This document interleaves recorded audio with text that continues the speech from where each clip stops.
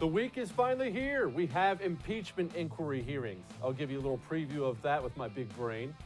Nikki Haley is in the news. She's got a new book out. She's taking some shots at people. They're taking shots back. I'll tell you what to think about her. Finally, arrested for eating. No, it's not a new weight loss plan. All that's coming up right now on I'm Right.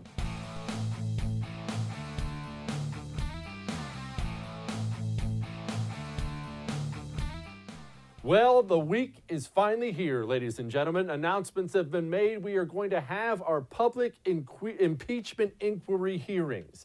And it's going to be a complete show. None of what you see this week is going to be real. You remember my motto. None of what you see is real. Well, this week you're going to have exhibit number 1,000 over the last 3 years of that being the case. So here's the reality of what you're going to expect. They're finally going to start calling witnesses. Now, I use that term lightly here, even though I'm not a lawyer. Our community college did not offer law degrees. They're going to start calling in witnesses. Well, what witnesses? They're all going to be anti-Trump witnesses. The entire process has been completely one-sided and partisan. I don't want to use that word unfair because that's a child's word, and life isn't fair. The bottom line is Democrats have a majority in the House of Representatives. They are, as they've been lately, they use their majority. They use it all the way. When they have it, they swing it, and they've been swinging it at Republicans. The Republicans have been screaming from the hills, you can't do this, but Democrats are sitting there saying, actually, we can. Here's Congressman Will Hurd, talking about it. It's unfortunate that the Democrats on the committee and the Democrats in the House have created this partisan exercise. In a normal hearing, the minority, the folks that are not in power, have the ability to offer a witness. We can't do that in this case. Under previous impeachment inquiries, the minority and the president has had the opportunity to call witnesses, be involved. The majority of the House Permanent Select Committee on Intelligence and Chairman Schiff has prevented some of the lawyers for the administration to come in and be there with the folks that were testifying. That's not a fair process. If we're interested in trying to uncover the truth, then let's not put our thumb on the scales. But unfortunately, that's what this process has been. Not a fair process, not normal. Hasn't been how it's done with previous impeachment inquiries. I'm not taking a shot at Congressman Will Hurd at all. I want you to remember those words because we're going to circle back to them here in just a couple minutes. But before we get to that, Donald Trump, of course, took to Twitter screaming about the impeachment inquiry, and rightfully so. He said the lawyer for the whistleblower takes away all credibility from this big impeachment scam. It should be ended, and the whistleblower, his lawyer, and corrupt politician Schiff should be investigated for fraud. Well, obviously, Donald Trump is not a happy man about the whole thing, and he shouldn't be. And look, he's right, of course. This whole thing is a gigantic scam. The whole thing is smoke and mirrors. But should we just crush the Democrats for that? Yes, this whole thing is smoke and mirrors. Yes, it is incredibly divisive. It's not good for the discourse in the United States of America. The American people see this for what it is. It's making the Democrat Party look bad. All those things are true. But you have to admire, at least in a sick way, if you're a sociopath like me, you have to admire how far along they've gotten this impeachment process with nothing. I mean, we realize that, right? Just breaking that down for you, Donald Trump is going to most likely be impeached out of the House, and then he'll be almost immediately acquitted in the Senate. But think about how brazen that is, and think about how, frankly, impressive that is if you want to talk about dirty politics being impressive. Democrats took that. You see that? There's nothing on it. And they're going to impeach the President of the United States with it. They flat out locked the doors. Republicans aren't even allowed in the hearings. Sorry. They used all their allies in the press, which is really the whole press. But they have taken nothing, and they've created something from it. And instead of just yelling about it, although you have every right to be mad about it, look, I'm mad too, the truth is. Instead of just yelling and being mad about it, maybe we can learn a thing or two. Maybe we can learn a thing or two about a party who plays for keeps. They're not interested in your reasons or your rules or your normals. They're interested in wins, baby. And they took back the House, and they made promises, and they intend to deliver on those promises. Now, what did they promise? Impeachment. Who did they promise it to? All their voters. And guess what? They're going to deliver. It is impressive when you can impeach the President of the United States with only that. That is impressive. Now, Press Secretary Stephanie Grisham hit the mic, and she obviously continued to rant on about it. I also find it really interesting that it just came out, the lawyer for the whistleblower on day one of the president taking office was talking about a coup and was saying that we're going to take him down. I don't understand why we're not talking about that. The lawyer for the whistleblower, think about that, has said openly that this president should not be in office, and he did that in January 2017. Right. Well, she's right. This whole thing is ridiculous. The whistleblower immediately calling for a coup, immediately calling for impeachment years ago before any of this came out. The whistleblower himself, they've now issued basically a gag order on the guy's name, even though the law doesn't say you're not allowed to say his name. They've issued a gag order on the guy's name. He worked for Joe Biden. He worked for John Brennan. This guy's a Democrat political operative hack. Oh, and let's not forget, with all the witnesses, with all the whistleblowers, with all the smoke and mirrors and screaming and we have the transcript. You remember that great segment we did where we showed you we have the transcript. It's not a mystery. I don't need witnesses. I don't need to call this guy. I don't need to call Sally. I don't need to call Billy. I don't need his interpretation or his interpretation. Well, Professor, you went to Harvard Law. What do you think about? It's in black and white. I can read it. The whistleblower himself came forward. I'm sorry, Alexander Vindman himself came forward when he was screaming about the transcript and said, it may not be verbatim, but it's there's nothing nefarious missing here. Even the Democrat hacks on their side are like, well, I mean, yeah, that's the transcript. But none of that matters. Let us circle back to what I was saying at the very beginning. Chuck Schumer hit the microphone this weekend.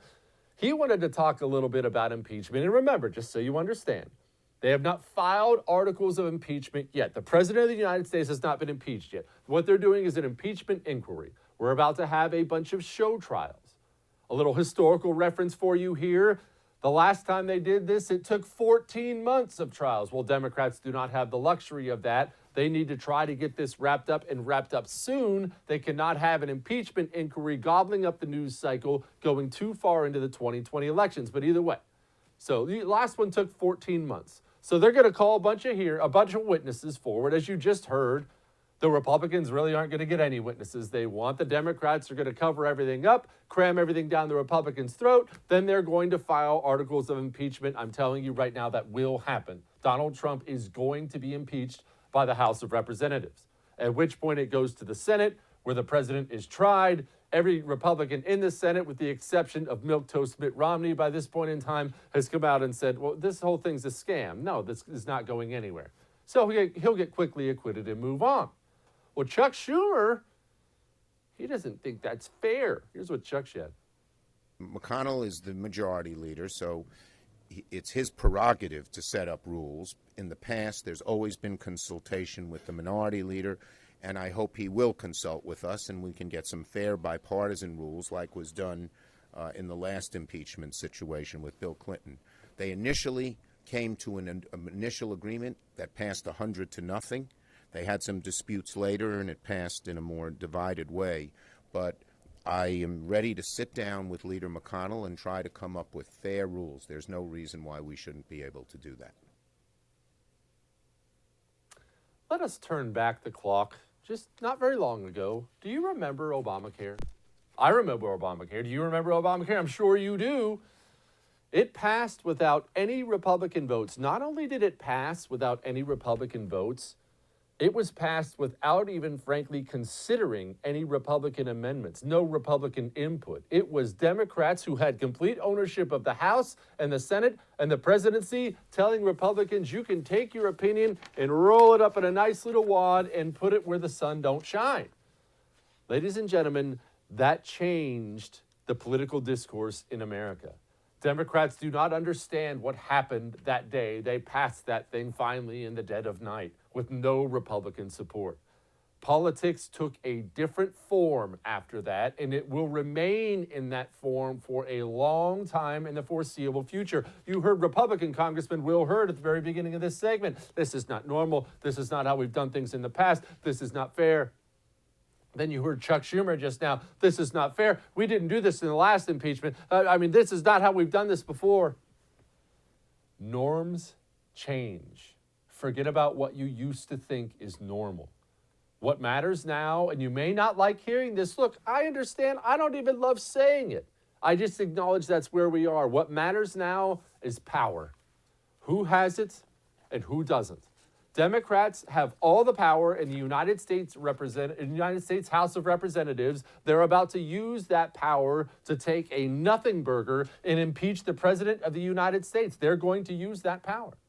The Senate Republicans, who control the Senate, they have all the control of the Senate. They're going to use their power to say, oh, you would like bipartisan support? Screw you.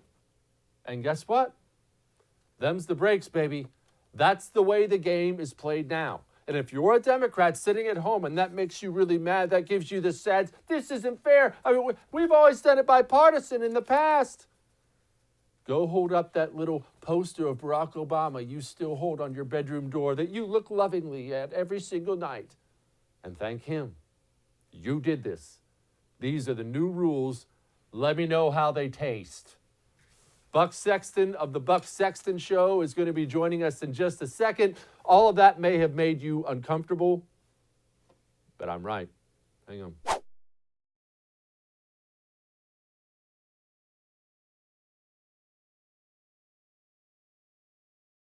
Welcome back to I'm Right to discuss this week and the future, our very own of the first Buck Sexton of the Buck Sexton Show. You don't have to change the channel. He'll be on pretty quickly after me. Buck, let me ask you something. I feel like, and I don't want to be like the cynical guy, I feel like we already know how all this stuff plays out, and we're just going to continue talking about the same thing even though we all know the end game. We're going to get an impeachment inquiry. The Republicans are going to get everything crammed down their throat. Democrats are going to pass articles of impeachment. Republicans in the Senate are going to shoot it down. Now, over what timeline that takes, who really knows? But is there any mystery here? I wish we could find a way that we could put bets on this. In fact, I'm sure it exists. So, Jesse, maybe we should do a little bit of homework, because I think what you laid out is exactly what's going to happen to the degree that I'd put money on it. I think that we know what's coming. The only thing that I would throw in there as well is that Democrats, I think, are hoping for the possibility of just the unforeseeable as a result of this whole process. Maybe there'll be somebody who says something at some time that gives them a lot more than they were expecting. But yeah, the president's going to get impeached. The president's not going to get removed from office in the Senate. And the Senate trial, I think, is going to be a dud. You see Schumer already saying that he wants to make sure they can hammer out, fair process beforehand. Well, that's because in the Senate side, Democrats don't have the majority. And unlike on the House side, where they're just making the process effectively, it's like a grand jury, Jesse, where it's all about, if you're doing a criminal proceeding, it's just trying to get to whether or not there's an indictment that will be brought. But you don't hear from the defense at all, right? You just decide whether. So this is like a grand jury, but one that leaks, because you only have one side of the story, and that one side also gets to leak whatever it wants. So, yeah, I think we see exactly where this is going. And their plan is just repetition, just to keep saying it. Or do you see recently the transcript, they keep saying, well, the transcript's not verbatim. I was like, are we really going to play this game? Like, what words are missing from the transcript that would change everything? Well, even Alexander Vindman came out. Not exactly the pro-Trump guy. Even Vindman came out and said, well, the transcript may not be exactly verbatim, but yeah, there's nothing bad missing here. When that guy's standing behind the transcript, you're done. But that actually brings me to my next question, Buck. Thank you. I promise I didn't do that on purpose. Why shouldn't I, frankly, admire the Democrats a little bit for this? Like I said, this is terrible for the country. It's terrible for the civil discourse and all that, and it's further, tearing apart the political factions. But all those things aside, getting to where you're going to impeach the President of the United States with nothing is kind of impressive. And the commitment is impressive. And the fact that they're willing to use their power and use the rules to their advantage like that, I think it's kind of great. I wish Republicans would play that way. Well, Democrats are waging war right now as a party on capitalism, on individual rights, individual liberty. You look at a lot of the stuff that is at the center of the Democratic Party's platform going into 2020, and it's not something they could win on. And I think that at some level they know this. They're going to go back toward the center. But in their primary, you're seeing all the insanity come out. And so to your point, yeah, they're trying to come up with some way to stack the deck in their favor. And this is the second time they're doing this. Look, they've got a lot of help because the media, this whole pretense that we don't know the whistleblower's name and that we can't say it out loud. And if we do, people might go to prison, or, we're all going to just spontaneously combust. This is laughable, but, the press is an advocacy group, and they're advocating for the Democratic Party. So, yeah, I agree with you. You almost have to respect the game here because they're playing so dirty, and the refs, there are no refs. The refs are the people that are helping them. Yeah. Yeah, I always respect the hustle. That's my motto, and I look at it and I kind of admire it. Now, on the bad side for the Democrats, I heard somebody say once, and this is probably a very smart person, that a woman knows within the first 30 seconds of meeting you whether she's into you or not. That at this point in time, with, like you said, all the deck has been stacked in their favor. They have all the media. They've had all the leaks. They have all that. And the American people, poll after poll after poll shows, I don't even understand what he's being impeached for. What is this? This is nothing. If you haven't convinced them by now that public hearings with that idiot Adam Schiff are not going to help things. Yeah, well, that's why I think at this point they're not doing very well, given what they were hoping and what the initial media coverage was with this whole impeachment inquiry. You also got to remember, Jesse, there's a big, that movie Almost Famous, which is really, I think, kind of horrendous and just a big boomer nostalgia trip. But, they get to relive their youth of like all these cool rock bands and everything else. The press right now is going through a fit of nostalgia over Watergate and the high point. And even people that didn't experience it themselves, a lot of people right now who run, really almost everybody who is running newsrooms, the major mainstream outlets, they were brought up to think, in the profession, brought up to think that Watergate was the high point of their profession. And this is an opportunity to have Watergate 2.0, or to bring it back to, the greater glory of the earlier days of journalism. And so with that in mind, I think that they just lost it. I think that they see this as something that it isn't. And the general public has got to be looking at this like, look, there are a lot of people who hate Trump who are Democrats. We know that. But you can just tell them anything. Like, you don't have to prove anything to them, right? You can impeach Trump because you don't like what color tie he's wearing.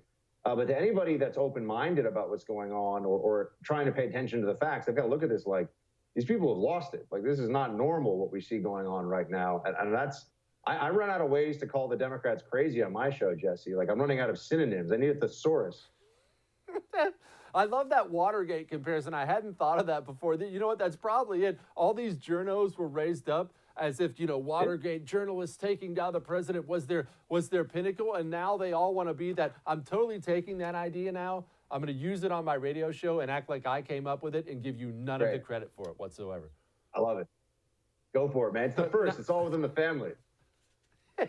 Now, I have a theory.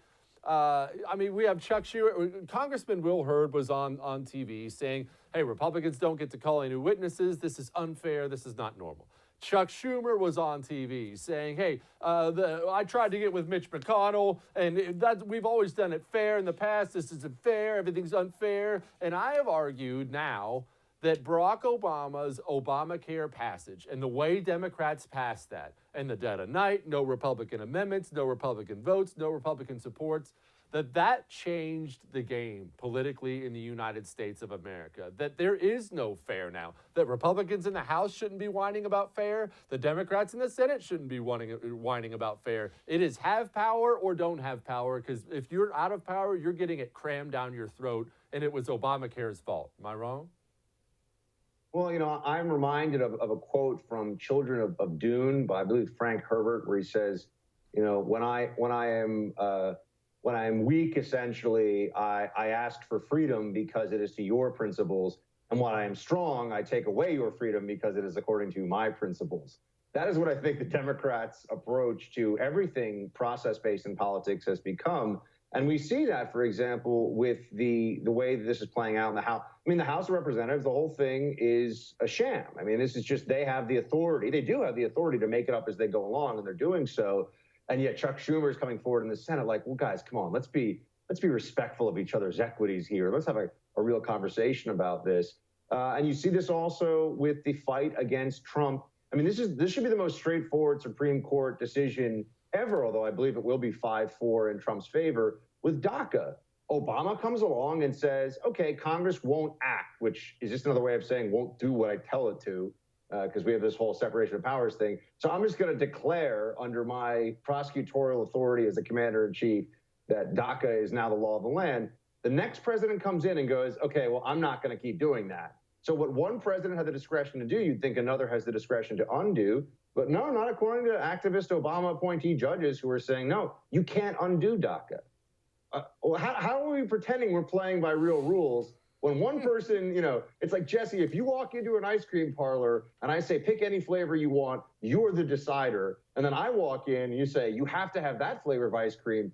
I'm not the decider, only you are. Buck Sexton, former CIA Buck Sexton, happy Veterans Day to you, my friend. I don't know why, after all these years, I have a hairline that is receding like the French army, and you have the best hair in the world still. It's acting up a little bit right now, I have to tell you. I got to get the swoop over to the side. But nonetheless, I appreciate it. Happy Veterans Day to you. Thank you for actually serving, by the way.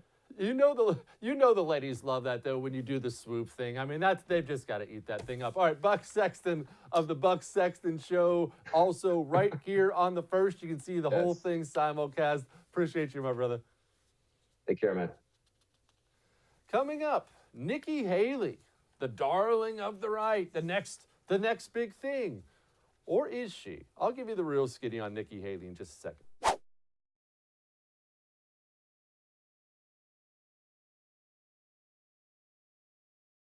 Let us talk about Nikki Haley for a moment. You may have seen she's in the news over the weekend. Frankly, she's all over the news over the weekend. Nikki Haley, former governor of South Carolina, former ambassador to the United Nations for Donald Trump, resigned after, I believe, 2 years, did a great job over there, so on and so forth. Who is Nikki Haley? What is Nikki Haley? Well, you're going to be seeing her name thrown around a lot. A lot of GOP pundits out there, frankly, basically all of them, they say she's the next big thing. She's going to be the next Republican nominee, Nikki Haley 2024. I'm pretty sure they already have bumper stickers printed off. Well, Nikki Haley this weekend put out a book, did a bunch of interviews going after John Kelly, former Trump Chief of Staff John Kelly, and former Trump Secretary of State Rex Tillerson. And, well, she had this to say. And then the Secretary of State Tillerson went on to tell you the reason he resisted the president's decisions was because if he didn't, people would die. Do you memorialize that conversation? It definitely happened? It absolutely happened. And instead of saying that to me, they should have been saying that to the president, not asking me to join them on their sidebar plan. It should have been, go tell the president what your differences are and quit if you don't like what he's doing. But to undermine a president is really a very dangerous thing. And it goes against the Constitution, and it goes against what the American people want. And it was offensive. First of all, let me have a brief moment to eye roll about the people will die. Although I guess that's kind of true. Any decision a president makes at any time, frankly, costs people's lives. That's part of being the commander-in-chief and leading the most powerful military in the world that is, frankly, in far too many countries, but that's another story. So what is all this business with Nikki Haley, taking shots at John Kelly, taking shots at Rex Tillerson? I don't know if that conversation happened. I have no idea whether it's true. John Kelly came out immediately and defended himself. Tillerson hasn't said a word. Nikki Haley says it's true. You're sitting there thinking, who should I believe? And I'm here to tell you, it doesn't matter. This is all political. I do not know Nikki Haley personally, but Nikki Haley is a politician. She is an ambitious politician, and she is somebody who very much has her eyes on the White House. Why would Nikki Haley, kind of a Trump opponent, accept a position from Donald Trump as the ambassador to the United Nations? Well, because she's a smart politician.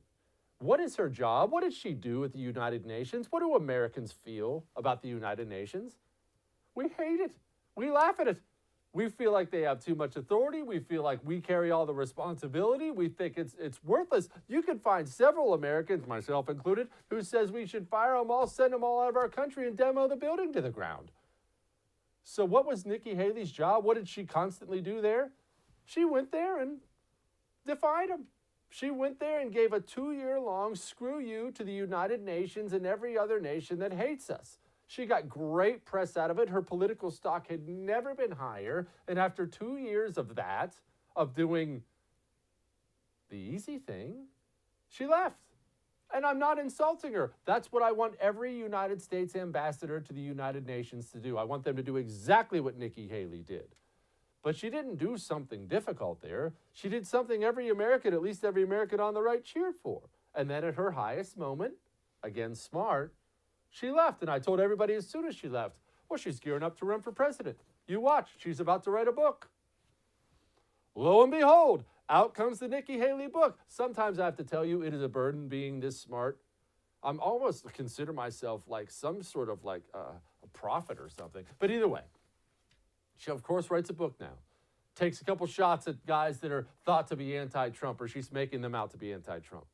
Again, it doesn't matter if the conversation happened.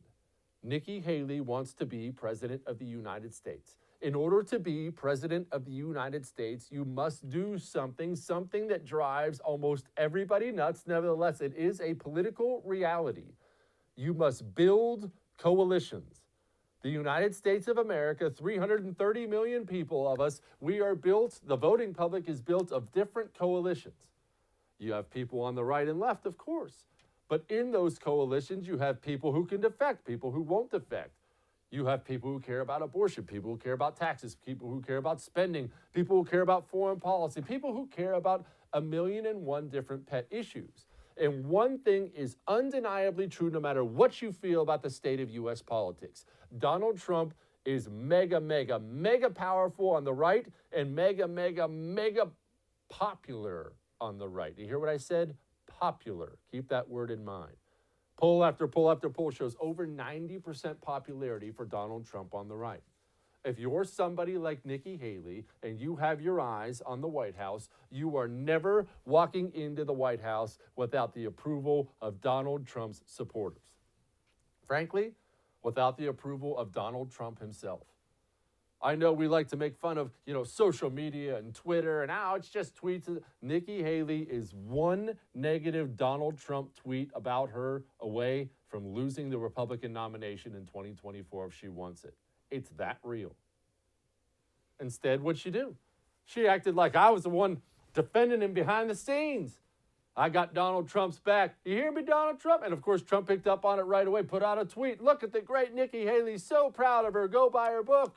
Again, crafty. Now, what do I feel about Nikki Haley? I don't know. I feel like she's right on a lot of issues. I feel like she speaks my language. I'm not nearly as high on her as most of my Republican GOP pundit colleagues. And why? I'll tell you why. In this day and age, in this new era, I believe it is not something that's nice to have. It is essential for a Republican president, for any Republican who wants to be president. It is essential for them to not seek media approval. To look at the media when they come after you for whatever it may be and say, stick it, I'm doing what I think is right. To be combative with the media. That makes people uncomfortable. I get that. But I'm right. Let's see what I did there. Anyway, it's true. You're a Republican, and what gets Republicans in trouble so much of the time is they let the Democrat Media Alliance determine their message, determine their actions, and they go around seeking the approval of the Democrat Media Alliance. When did I start to sour a little on Nikki Haley? Well, you remember back to that horrific mass shooting at the Black church in South Carolina where that sicko, I almost named him, but I'm not going to. I don't like to do that. That sicko, that white supremacist freak, walked into a black church of people who wanted to pray with him and massacred a bunch of them. Of course, the press, because this is all they know how to do, went digging through his social media. It wasn't hard to figure out the guy's a white supremacist piece of filth. They found the guy, waving a Confederate flag. And at the time, the Confederate flag, because, South Carolina was basically the state that started the Civil War, the South Carolina flag was flying over, I believe it was the state capitol. There it is. Nikki Haley, because of the backlash, because of the outcry, of course, everybody on the left, you have to take down the flags. The Southern flag is a white supremacist flag. Anyone who flies a Confederate flag is a white supremacist. Well, whatever you feel about the Confederate flag, Nikki Haley took all that media pressure in, and, well, here's what she said. But what we have to remember is that people are using it as a symbol of hate, and it is something that causes people pain because it's a reminder of a time that was painful. So, what we have to do is remind the pro-Confederate citizens, look, we're not trying to take away your heritage. We're not trying to take away the family members that sacrificed. What we are trying to do is not give people reason to hurt, and we all are responsible for that. We all have to play a role in that. Wasn't about the hurting people. Wasn't about the current day Confederates. Wasn't about any of that. The bottom line is something horrible happened. Governor Nikki Haley, then Governor Nikki Haley at the time, felt the heat. Governor Nikki Haley couldn't stand the heat.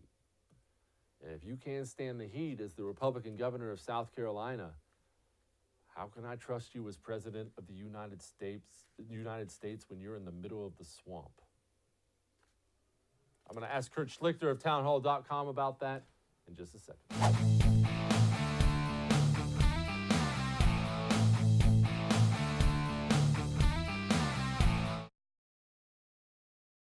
We are back with one of my favorites, townhall.com and former United States Army, Kurt Schlichter. Kurt, first of all, happy Veterans Day to you, my friend. You too. I heard you're in a form of the military, that you were a Marine, are a Marine. You know what? I'm not even Marines. going to dignify that. I'm not even going to dignify that with a response. Let us begin Why don't we just gang with up on the Air impeachment. Force? Yes, well, because that's too easy. I lecture my kids about bullying. We don't pick on slower, dumber, weaker people, so we don't pick on the Air Force. Now, we have impeachment coming this week, Kurt, and I understand that you hate Democrats. I hate Democrats. All that's fine. I kind of admire the fact that they've used the power that they have and that we just all acknowledge now that that's all politics is. We're not pretending anymore. They're going to use and abuse their power in the House. The Republicans are going to do the same in the Senate. Up yours. It's a power game. Win elections. Why should I hate that? Well, you shouldn't. I mean, you should accept the new reality. I was just on Twitter with Jonah Goldberg, who was chiding me about constitutional law, which I kind of find funny since I'm actually a lawyer who's actually doing legal work for a living. But he's perfectly happy with the total lack of due process being afforded, not Donald Trump, because it's not due process due Donald Trump. He's not owed being the president. It's you, me, and the other 63 million Americans who voted for Donald Trump who deserve due process. And, I just have to emphasize that there's one set of rules. You don't get to have the Trump exception, where the rules stop working because it's Donald Trump and it's treason, traitor, collusion, emoluments. And then expect to, when you're done with Trump, to go back to it being, oh, well, where's my due process? No, we're not doing that anymore. That's done. We're finished with that because you chose not to do it. So, I'm comfortable with where we're going. Let's rock. Nah, I'm comfortable too. And by the way, I don't want to get sidetracked on this too much, but on that note, not just him, but just in general, the super anti-Republican right. Obviously, we could go off about that for as long as we wanted, but I don't want to do that tonight. What I do want to know is, do you believe, I understand they're mad. They feel like they were running the club for a long time. They woke up the morning after the GOP primary and election day and they found out, oh, I'm not welcome in the parking lot anymore. They're angry about that. I get all that. How do they think that pans out with impeachment? Because I see these super anti-Trump people in the GOP And it almost as if they've convinced themselves, you know, if we just impeach Trump and get rid of the guy, oh, his voters are just going to forget about it and they're going to say, welcome back to the team. Please lead us. Do they really think that that's how that works? Yes, because they're stupid. Their incompetence and corruption got them to this position. And, well, ahoy, you've got no future, guys. We don't like you because you explained that you don't like us. And that's okay. I don't want to be friends with a bunch of nattering virgins like the never-Trumpers tend to be. But if they think that we're going to invite them back for another few decades of complete failure, of treading water in a sea of progressive tsunamis, think again. But they're stupid. So that's why they think it'll happen. Yeah, apparently is. All right, I want to fast forward off of impeachment to Nikki Haley. And in full disclosure to the listeners, Kurt and I are friends. We are friends. We talk off here, but I purposely did not bring this up to him today because I wanted to get a completely live, raw reaction from the audience because I genuinely don't know what he thinks about this. Give me your take on Nikki Haley. Let me give you mine first. Obviously, I go down the line on the issues. I agree with her on a lot of things. I disagree with her on a few things. That's all fine. The decision after the Dylann Roof shooting under media pressure to take down the Confederate flag bothers me to no end. Not that I give a crap about what flag flies over the South Carolina state capitol. I'm in Texas. Not that I care about, you know, her responses to anything specific. I believe it is dangerous, flat out dangerous for anybody on the right to have a president or potential president who caves to media pressure about anything. The default Republican position should be up yours when the media demands something. I saw her cave. Now I'm lukewarm. Tell me if I'm wrong. Do you agree? Where are you at on her? No, you are absolutely right. Position-wise, she's mostly down the line with us. But she cares what the elite thinks, not what we think. She is not woke. And I keep tweeting this. You need to get woke. She has some level of following, but she's got a lot of resistance. And when she's out tweeting pictures of herself with like John Brennan and stuff, you know, if you don't understand why that's a problem, you don't understand the fight. Okay? Donald Trump is the template of how we have to deal with our enemies on the left and on the right in the establishment, because that's really who the establishment is. I don't see her out there talking to real people. I see her talking to the media. I see her talking to other politicians. I see her bringing along this let's all bring us together garbage. Look, anyone who says let's bring us together means let's submit to the status quo. And I'm just not willing to do that. I think she thinks it's still 2004, where if you go out and you get the right pats on the head, you're going to get the nomination. And it's not. It's about, I want to see somebody who knows how to wield a switchblade. Yeah, I agree with you as far as she feels like, and I feel like she's not alone in this. I feel like that's why so many candidates, even some of my favorite candidates in the primary lost. They felt like we were in a different era. And in their defense, maybe even in her defense, not that I'm very much of a kind and cuddly guy, in their defense, that era did change very recently, and it changed very rapidly. I mean, you could make the argument that she thinks it's 2010. I mean, less than a decade ago, and it's not. Yeah. We are playing a new game now, and it's an all or nothing game, and you have to get comfortable with it. There's a great line from a movie, even though it's a kid's movie, Avengers, that they say, people mistake peace for quiet. And I feel like that's how so many people in D.C., that's how they think now. They just want it to go back to where everyone was just quiet and nice and there weren't mean tweets. And that era is gone. Well, look, you'll be relatively well treated, relatively, not completely, if you just submit completely. If you give up, if you refuse to cause a ruckus. But I'm done with trying to live with people who want to take my stuff a bit at a time, my freedom, my money, my culture. I'm not willing to do it. And, you know, Nikki Haley is the kind of person who desperately wants to be able to go and hug somebody from the other party. And that's just not where we are right now. I want her to defeat people from the other party.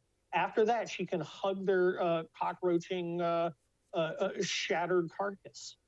But she's got to win first. This is serious for us. Look, she's always going to have her little place in the elite, but I want my kids taken care of. I want my future solidified. I don't want people going out to idiotic wars again. I don't want my freedoms taken, the First Amendment, the Second Amendment, heck, the Third Amendment. I am worried, and she better react to that because there's a lot of people who feel the way I do. Finally, tell me what you're doing tonight. It is Veterans Day. You're going to tip one back. You're going to watch some TV. You're going to a ball game. What are you doing? How are you celebrating Veterans Day? Hollywood Kurt, baby. I'm going to the premiere at Grumman's Chinese Theater of No Safe Spaces, the Adam Carolla and Dennis Prager movie. See, as soon as you said the words premiere, I tuned you out. You've gone totally Hollywood. This is these Army officers. There's nobody more highfalutin than these guys. Kurt Schlichter, townhall.com. Appreciate you, my brother. Thank you, man. Happy Veterans Day. Pretty good. Finally, is it illegal to eat? What should you do if approached by a police officer and you're eating illegally? We'll tackle these subjects, which are apparently real, in just a sec. Hang on.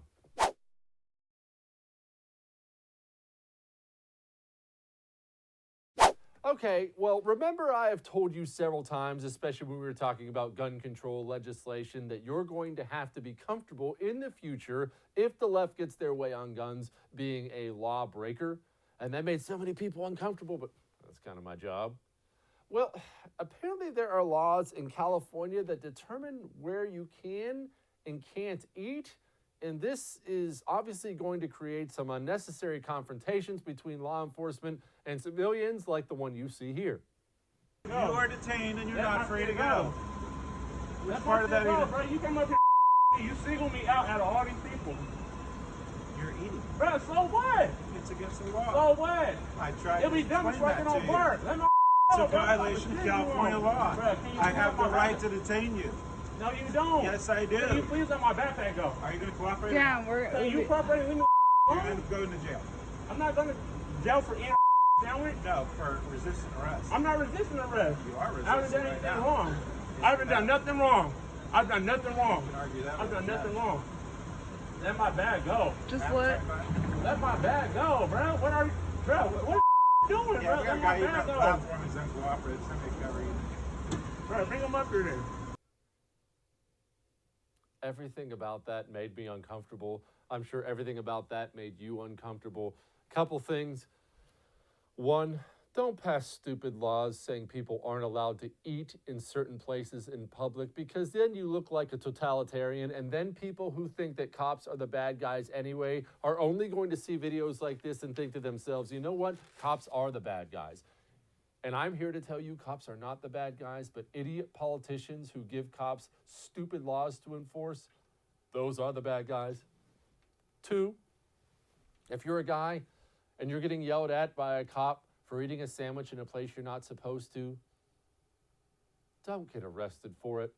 There are plenty of things in this world I would tell you, go ahead and get arrested for. The principle of the thing matters. Have the wife come bail you out of jail.